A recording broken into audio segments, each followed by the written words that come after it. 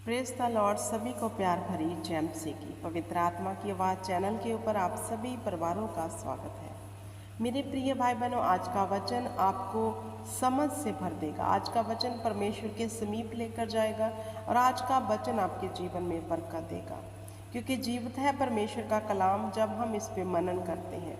तो मेरे प्रिय भाई बहनों, परमेश्वर आपको बड़ी आशीष दे, बरकत दे इस वचन के बीच में से। जो मेरी दुआ है, इस वचन को ज़रूर चित्त लगाकर सुनना, क्योंकि ये वचन ही आपका जीवन बदल देगा। हालेलुया।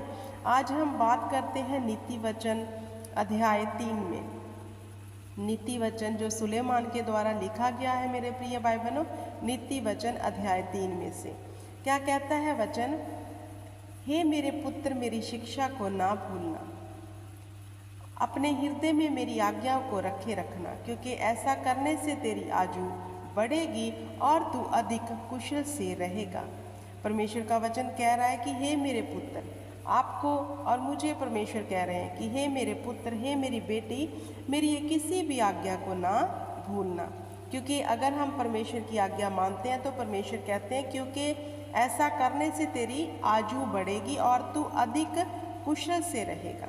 अगर हम परमेश्वर की, मेरे प्रिय भाई बहनों, आज्ञा को मानते हैं, परमेश्वर कहता है तेरी आयु भी बढ़ेगी और तू कुशल से, आनंद से अपने जीवन को व्यतीत करेगा। इसलिए खुदावंद चाहते कि हे मेरे पुत्र, हे मेरी बेटी, मेरी शिक्षा को ना भूलना, अपने हृदय में मेरी आज्ञा को रखे रखना।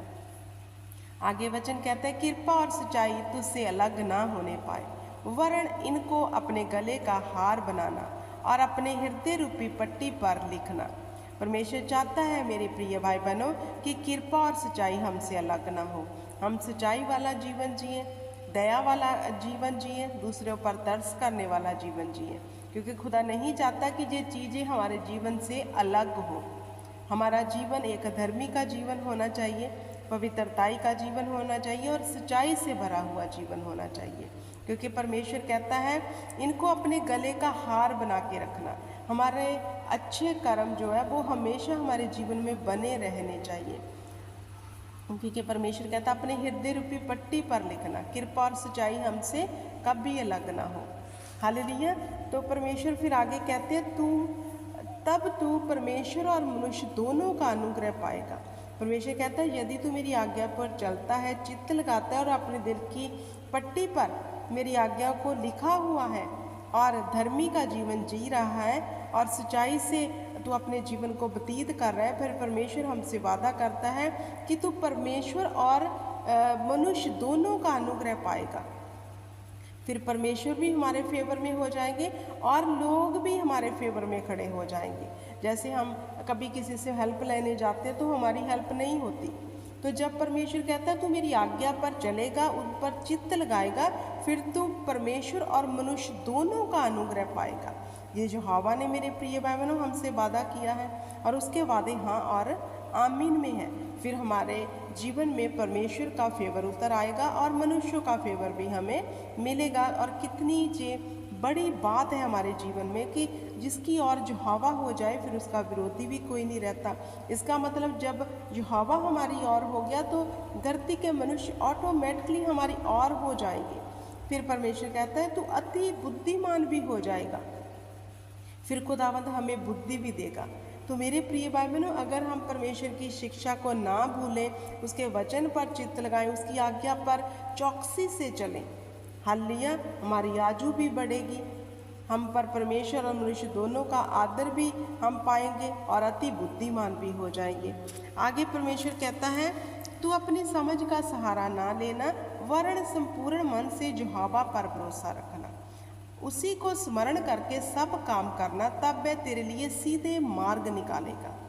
तो मेरे प्रिय भाई बहनों, जहाँ वचन कहता है कि हमें अपनी समझ का सहारा नहीं लेना, हमें अपनी समझ को नहीं दौड़ाना, हमें सिर्फ परमेश्वर पर भरोसा रखना है। कोई परिस्थिति आ रही है जीवन में, कोई ऐसे हालात हमारे जीवन में आ गए हैं, तब भी हमें पूर्ण भरोसा परमेश्वर के ऊपर होना चाहिए, उसके वचन पर होना चाहिए कि नहीं वो हमें निकालेगा। उस समय हमें अपनी बुद्धि का सहारा बिल्कुल भी नहीं लेना कि कि अगर हम ऐसा कर लेंगे तो निकल जाएंगे। नहीं, हमें पूर्ण भरोसा परमेश्वर यहोवा पर रखना है और उसी को स्मरण रखना है। तो परमेश्वर कहता है फिर मैं तेरे लिए सीधे मार्ग निकाल दूंगा। हमने अपने हर सिचुएशन में सिर्फ परमेश्वर को स्मरण रखना है, क्योंकि हमारा परमेश्वर हमें कहता है तू किसी भी बात की चिंता ना कर, ना डर, ना घबरा, क्योंकि मैं तेरे संग हूँ। कैसे भी मेरे प्रिय भाई बहनों हालात हो, बीमारी है, दुख है, क्लेश है, कुछ भी आपके जीवन में ऐसी परिस्थिति आ गई है, तो अपना मन बिल्कुल भी आपने अशांति में नहीं लेकर जाना, अपने मन को दुखी नहीं करना, पूर्ण मन से यहोवा पर भरोसा रखना। हालेलुया, कि वो हमें हमारे जीवन से इन मुसीबतों से हमें निकाल देगा, क्योंकि वह निकालने वाला परमेश्वर है। हालेलुया, जब हम पूर्ण भरोसा यहोवा के ऊपर मेरे प्रिय भाई बहनों रखेंगे, तो परमेश्वर कहता है तब वह तेरे लिए सीधे मार्ग निकालेगा। कौन? परमेश्वर। परमेश्वर कहते हैं मैं तेरे लिए फिर सीधे मार्ग भी निकाल दूंगा, क्योंकि मेरे प्रिय भाई बहनों परमेश्वर का वचन कहता है जिस खड्डे में तू पड़ा है मैं तुम्हें निकाल दूंगा। अब हमें अपनी बुद्धि समझ का सहारा नहीं लेना कि चलो हम ऐसा कर लेते हैं, कोई बात नहीं, शायद निकल जाएंगे। तो जो इंसान की मेरे प्रिय भाई बहनों कल्पनाएं या योजनाएं वो तो व्यर्थ होती हैं।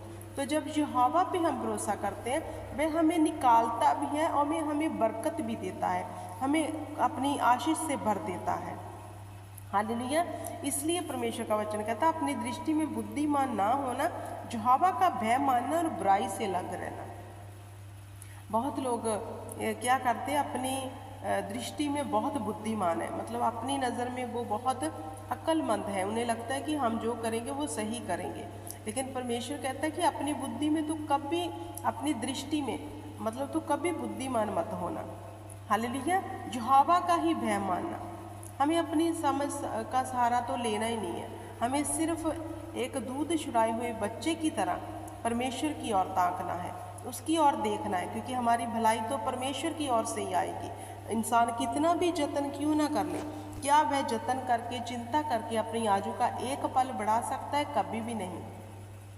लेकिन जब यहोवा हमारे विषय में ठान लेता है, क्योंकि वह परमेश्वर है हमारा, वह देखता है कि इस मेरे बेटे ने, मेरी बेटी ने मुझ पे भरोसा किया हुआ है, जे मेरी ओर देख रहा है, मेरी ओर देख रही है, तो फिर जब यहोवा भलाई करता है हमारे सब कामों में आशीष उतर आती है, हमारे सब काम जितने भी बिगड़े हैं वो सही हो जाते हैं, क्योंकि परमेश्वर देख रहा है कि इसने तो मेरे ऊपर चित्त लगाया हुआ है, ये तो मेरी ओर देख रहा है, अब मैं अपने स्वर्ग से इसके लिए भलाई को भेजूंगा।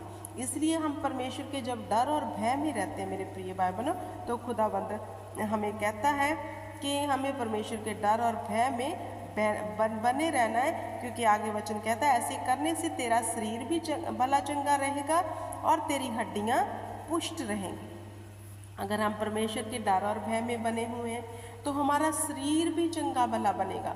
मेरे प्रिय भाई बहनों, आप पढ़ना नीति वचन 3 अध्याय में, आपको बरकत पता चलेगी कहाँ छुपी है हमारी।